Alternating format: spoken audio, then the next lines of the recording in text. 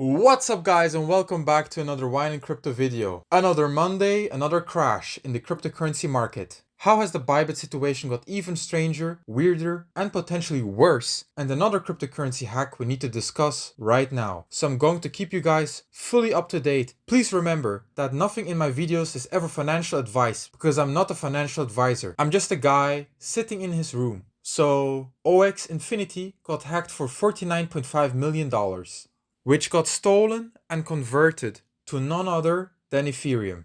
The decentralized platform OX Infinity was recently compromised, leading to a theft of almost 50 million USDC, and the hacker subsequently converted the stolen USDC into DAI and then used those funds to purchase 177,000 Ethereum. Now, this is pretty much all from what I can see. Now, this is terrible news for this project. Ever since the UST debacle, I shy away from staking, just because it's just not worth the risk, right?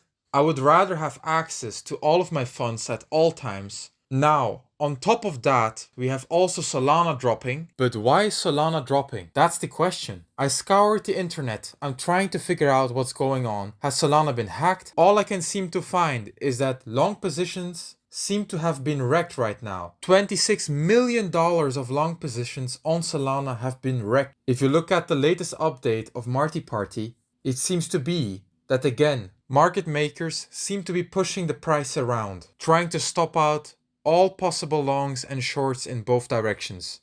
If you look at this latest post, you can see that Kraken is sending Solana and Ethereum again to Wintermute. People are saying that this is them manipulating the market. So we have most of the large exchanges, according to these guys over here on Twitter, partaking in this sort of thing. Kraken, Binance, Bybit, all apparently not be trusted, as they sent their crypto over to these market makers in a potential plan to dump the market, to wreck our positions. Now this is speculation, of course. This is what I think is going on each and every day in this market, from potentially exchanges, potentially large institutions, literally just whales with loads of money, moving the market so they can benefit from the market. Everyone who has recently longed the market, planning for a push to the upside. But what do we get? A push to the downside. When we do get a push to the upside is when way more people are short on the market than long. That's when we start to see the market have an opportunity to move upwards, guys.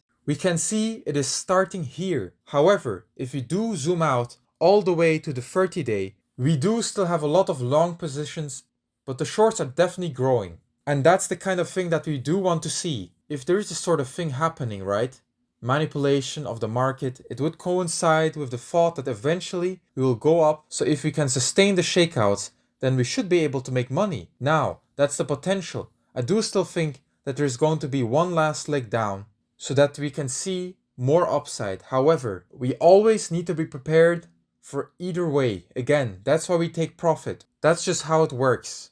If we take a look at Bitcoin, we have the $100,000 level up here, and then we have the $90,000 level down here. And again, guys, for the last more than 2 weeks, we have just been between 90,000 and 100,000. Nothing has changed. Nothing has pushed above or below to make me even really bearish or really bullish. I am completely neutral right now. Nothing is basically going on. So there's no reason to be panicking right now until, in my opinion, we close candles below the $90,000 region or above the $100,000 region. Now, we also have this news. Is the Bybit situation getting worse? This is strange, right? So ZachXBT is linking Bybit hacks to Solana meme coin scams, exposing a tangled web in the crypto underworld. Are we just scratching the surface here? This could also be one of the reasons why Solana right now is crashing. As if this year couldn't get any more strange, we have an entity laundering for the Bybit hack, who launched and traded pump fund meme tokens 15 hours ago. I made 920 addresses tied to the Bybit hack and noticed a person laundering for Lazareth Group. Lazareth Group previously launched meme coins via pump fund, guys. Could this be another reason why Solana is crashing? People are thinking, wow, as a lot of this volume for meme coins come from one place, which could be behind all of this, and that would probably send shivers down everyone's spine. However, yes, Solana has loads of meme coins, But is there more to Solana than meme coins? I would argue yes. Go out and do your own research on that, but short-term woes could get ugly, right? Now on the good side of things, weak hands have been wrecked again as tons of short-term Bitcoin holders panic sell after the Bybit hack. Bitcoin tourists leaving the ARC is very bullish apparently, so we can see here that the last time we had anything close to this was February 13th, and then way back we haven't seen anything like this. So this is basically short-term sellers selling while we see long-term holders not doing anything, like we haven't touched my Bitcoin, right? So that's what's happening right now in the cryptocurrency market. I think Solana is coming down due to worries about all of the meme coins being attached to one certain group. We also have a lot of people who went long getting liquidated right now.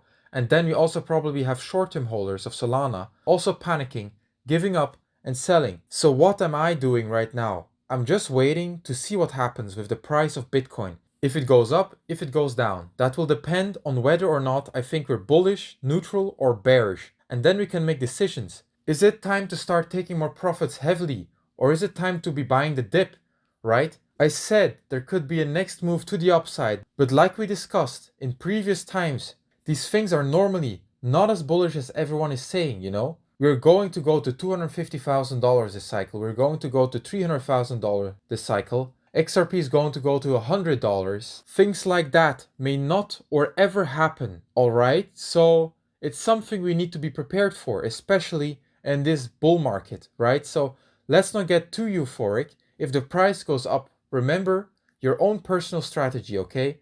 I don't want to leave you before I've showed you this. So this is the fear and greed index over time. You see right here, May 2021. If you go to the other chart and look at May 2021, guess what? We were in this region. So we had this pullback. Could be argued that this is similar to what we're having now, right? Big old pullback, and then what happened? A massive AI season. So during the bull market, we had a big push to the downside for the fear and greed index, which is exactly what we're having right now. A big push to the downside, and then we went on to explode to euphoric highs in the market, as we can see here, right? And then we went down. I would argue this was that high, right? But I would say that we're more likely to go significantly higher this time because we have never ever broken the previous highs. Or this is just the first leg up to the upside, like we're seeing here. I would argue that this is probably the first leg to the upside. But time will tell, guys. I will keep you up to date with everyone, everything. I'm thinking in this market every single day. Thank you very much for watching. Smash the like button and subscribe. See you guys in the next video of Wine and Crypto. Bye bye.